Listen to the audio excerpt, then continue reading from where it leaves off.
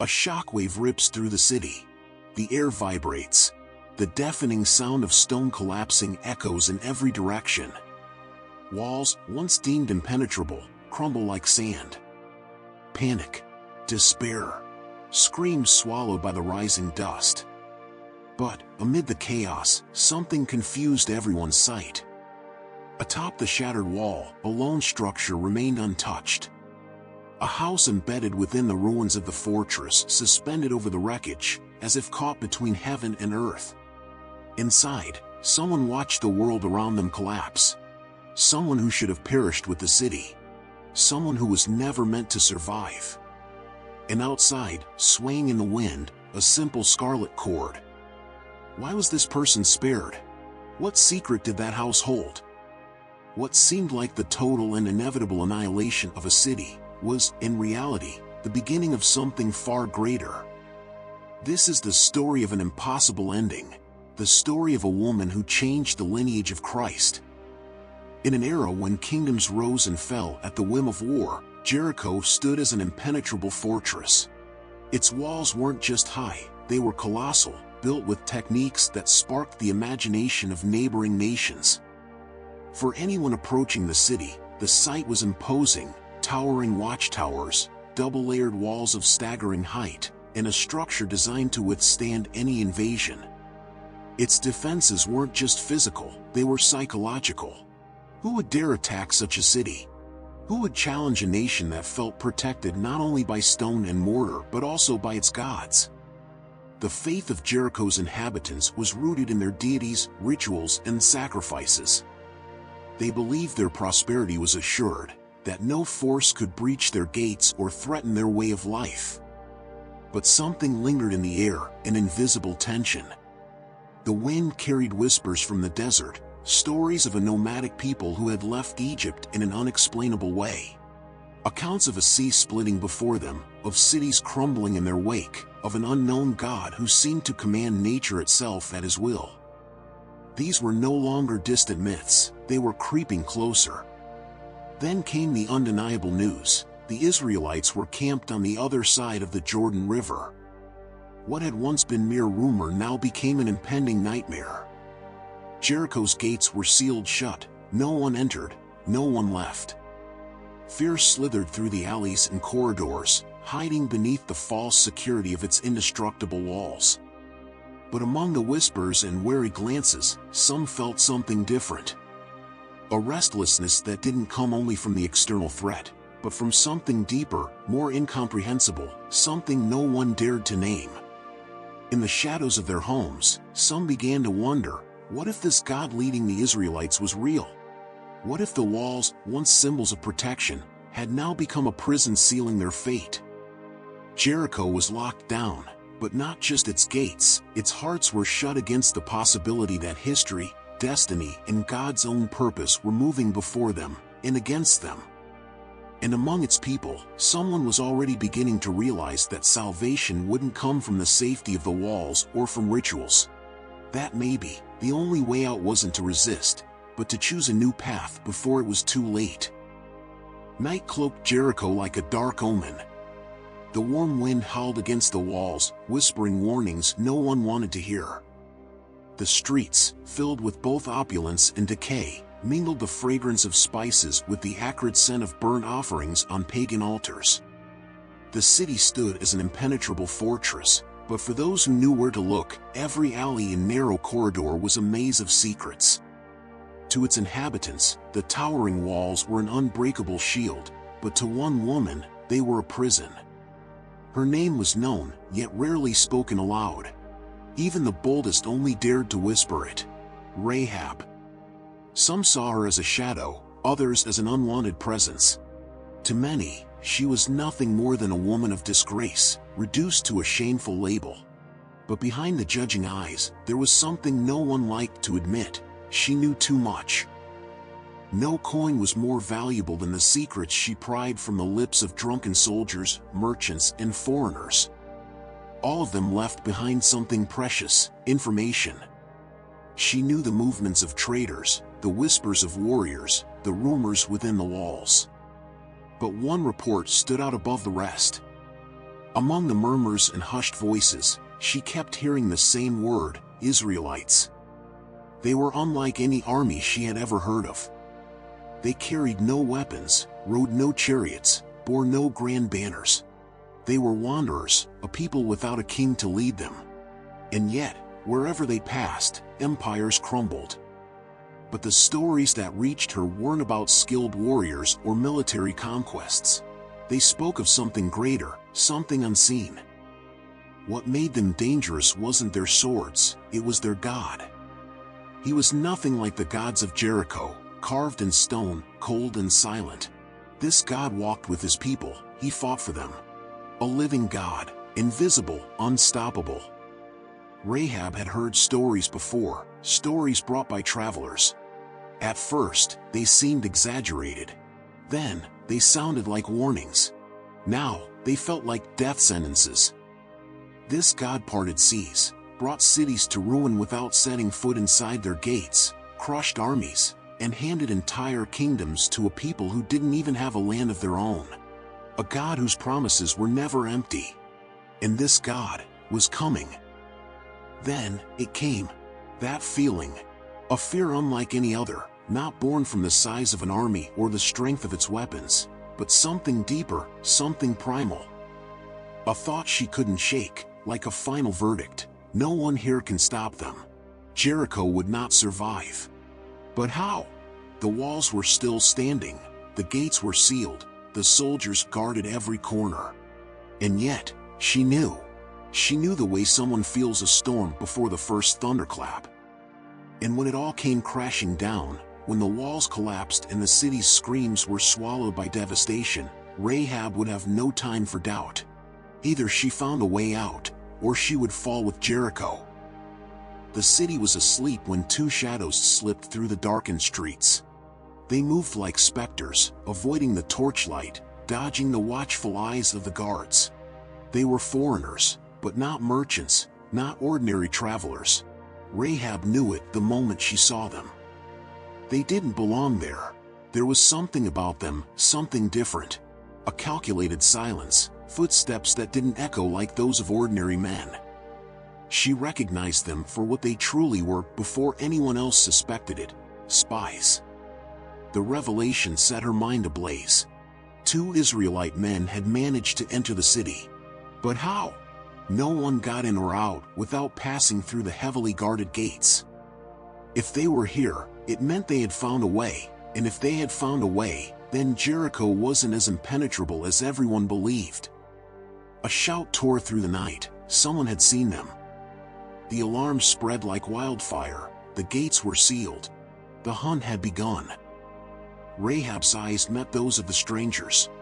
One moment, a single moment, it was all it took to decide her future. She called to them urgently, motioning toward her house. The men hesitated. The entire city was after them. But Rahab didn't waver. Quickly, they slipped inside, and the door shut behind them. Her heart pounded in her chest. What was she doing? This decision was a leap into the unknown, an act bordering on madness. If she was caught, she was doomed. But something inside her screamed that there was no turning back. The pounding on the door was like thunder. Rahab took a deep breath and opened it. Armed guards glared at her. "Bring out the men who entered here," the leader commanded. "We know they came to your house." She didn't flinch. "They're already gone. They left before the gates were shut. If you hurry, you might still catch them." The soldiers exchanged glances. They couldn't waste time. Within seconds, they were gone, vanishing into the darkness. Rahab closed the door and turned around. The spies were there, hidden beneath the bundles of flax she had stacked on the rooftop, men the entire city wanted dead, men whose mere presence could seal her fate. She stepped closer. The strangers watched her, eyes sharp, wary, ready to flee or fight. But Rahab didn't call for the guards. She didn't scream for help. Instead, she said something that made them hold their breath. "I know who you are. I know why you've come." Silence hung heavy in the air. And then, in a whisper barely audible, she confessed something that had been burning inside her for days. I know that your God has already given you this land."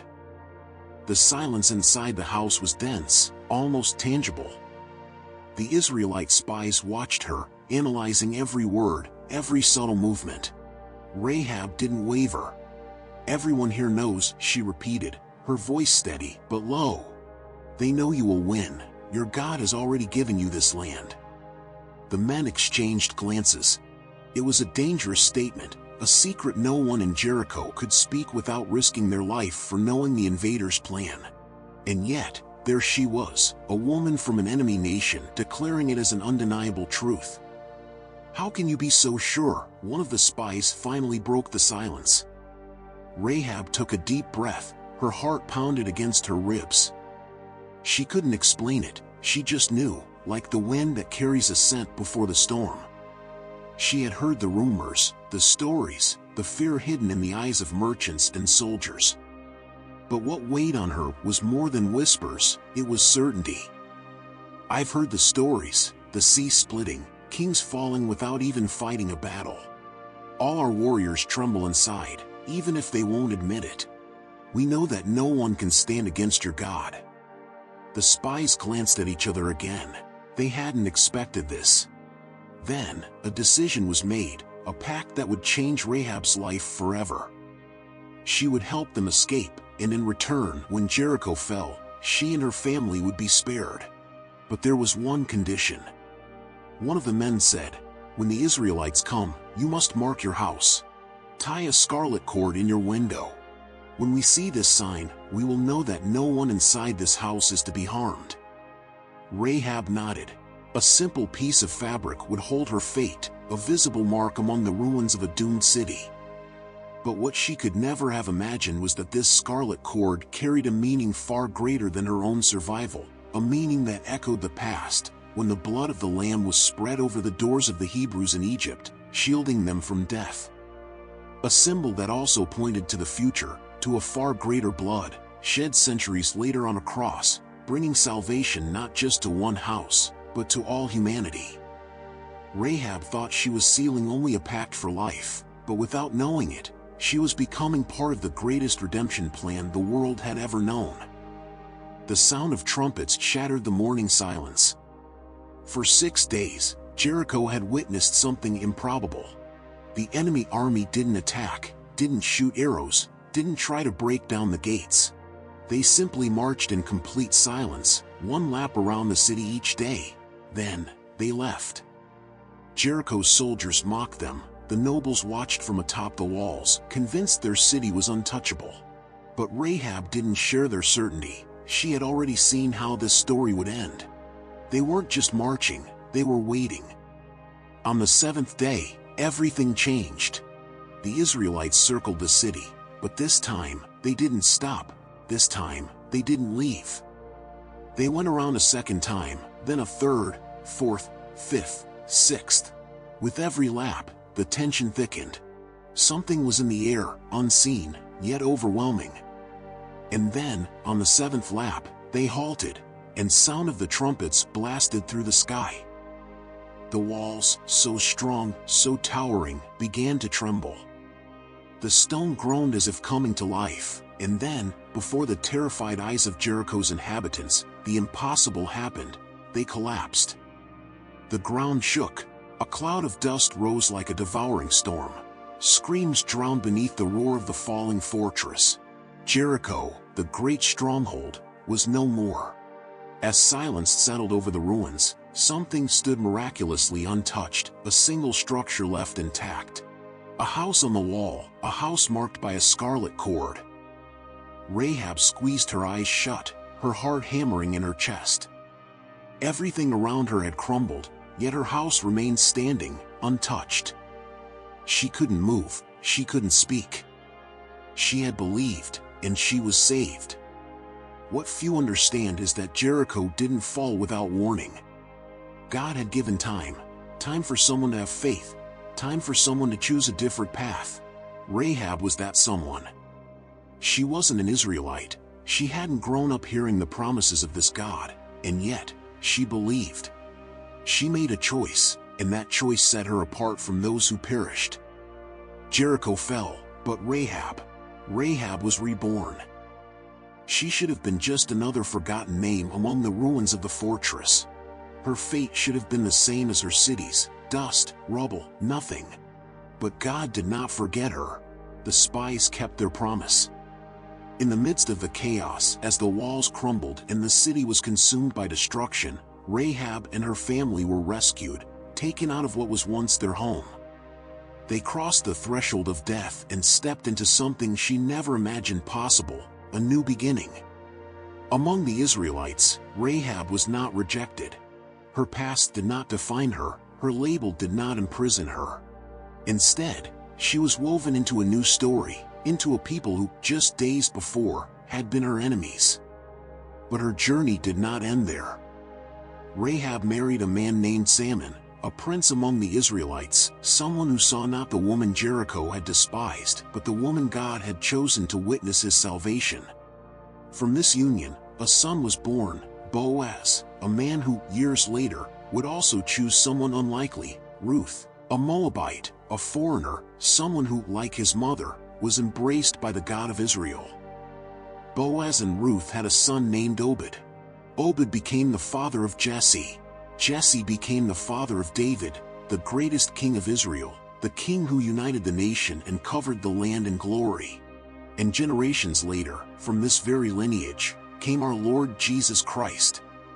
A woman who should have been forgotten, a name that should have been erased, but God wrote her into the lineage of the Messiah, the Savior of the world.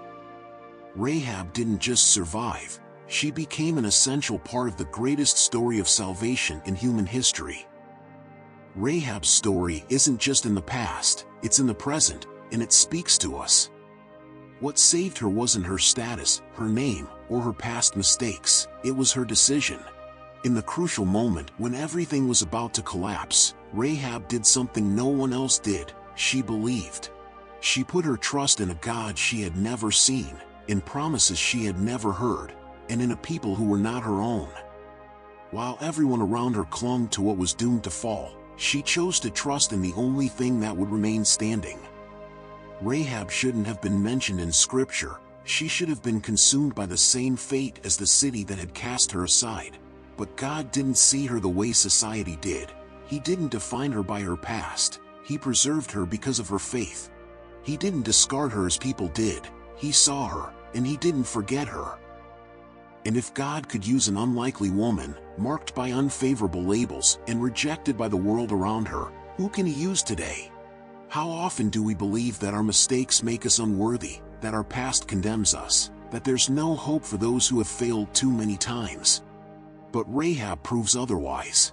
She shows us that God doesn't choose the perfect, He chooses those who recognize who He is, and that choice changes everything. Today, many live surrounded by walls, not of stone, but of fear, insecurity, and doubt. How many modern Jerichos imprison hearts in fortresses that seem unbreakable? But just like Rahab, there's always a choice. We can stay trapped within these walls, or we can find a crack in their foundations, take a step of faith, and trust in something greater. Jericho fell, but Rahab remained. A mighty, unshakable fortress crumbled to the ground, but a small, despised woman was lifted up by heaven. And you? What will you do when your walls start to crumble? Will you cling to what is falling apart, or will you choose to trust in the one who keeps a part standing? If this story touched you in any way, share it in the comments. Have you ever felt like Rahab? Have you seen God turn something unlikely into something extraordinary? We'd love to hear your story. And if this video blessed you, don't forget to leave a like and subscribe to the channel. It helps us share messages like this with even more people. And don't stop here, there's another powerful story waiting for you in the final card and in the description. You'll be amazed at what God still has to tell you. Until the next video.